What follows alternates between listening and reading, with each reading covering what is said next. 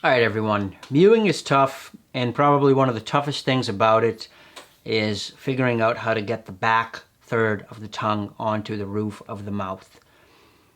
For some people, that's straight up impossible, whether that's a result of them being tongue-tied or it's a result of them just simply not having enough oral volume to be able to even get that part of the tongue up without the front of the tongue coming right through the front teeth.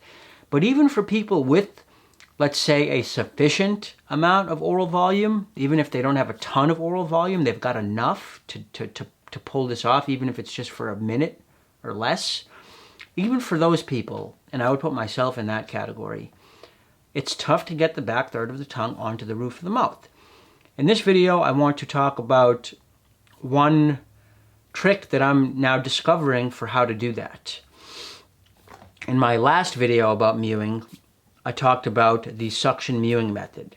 And I basically said, look guys, for a long time I was mewing without taking advantage of suction or intraoral vacuum. And I said the way we do this method is we basically seal our lips and then we gather spit at the front of the mouth over and over again and swallow. Gather spit and swallow, gather spit and swallow. And in doing this, in gathering all of the saliva in the mouth and moving it to the back of the throat, we create an intraoral vacuum, a suction inside of the mouth. And this suction holds our tongue onto the roof of the mouth. But in that video, I was not clear. How exactly do we get the tongue onto the roof of the mouth in the proper way when doing this method? And here's what I would like to say about that. You have to distinguish between two swallowing motions when doing the vacuum or suction-based mewing. There's the gathering of the spit and the moving of that spit to the back of the throat. That's one type of swallow that you do in this method. That's more of just like the tongue is like gathering and then moving back, gathering and then moving the spit back. But then there's a second type of swallow, which is when you actually push the saliva down the esophagus into the stomach. And it is in that swallow that you will see the tongue, the back third of the tongue, comes right up. And if you're not careful, it will only be brief, comes right up onto the roof of the mouth and presses in this direction, forward and up.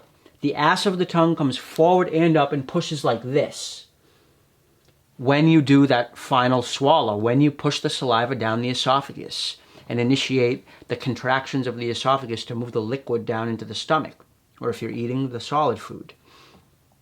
So what you want to do is this. You want to do the initial type of swallowing where you create that intraoral vacuum, right? You gather the spit and you move it back. And then once you've gathered it all and you have your intraoral vacuum, then you do that one last full swallow to push the saliva into the stomach, and you will feel the back of the tongue come up, and you want to hold it there. And that is, you'll know that's happening because it will require a tremendous amount of muscle strain. These are not muscles that you're used to using. All right, it's going to burn a little bit. It's going to feel very powerful. You're going to feel tension throughout your whole cranium because you're hitting a kind of sweet spot when you've got that portion of the tongue pressing up and forward. And experiment with this. Just try to see if you can experience that back third of the tongue coming up and sticking onto the roof of the mouth just by that final swallow when doing the suction mewing method.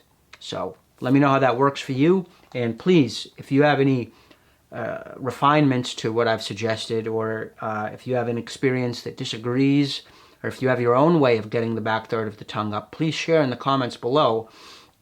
One of my favorite things about doing videos like this is that I learn a ton from the people who engage with the content. You guys have so much experience, and I really appreciate your insight.